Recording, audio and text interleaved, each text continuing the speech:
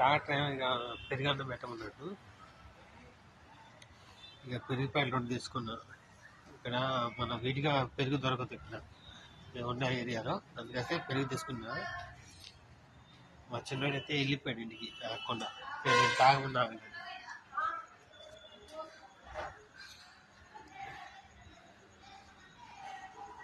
Friends మీరందరూ భోజనం చేస్తారా? మేమైతే ఇంకా భోజనం చేయలేదు, ఇప్పుడైతే భోజనం చేయాలి.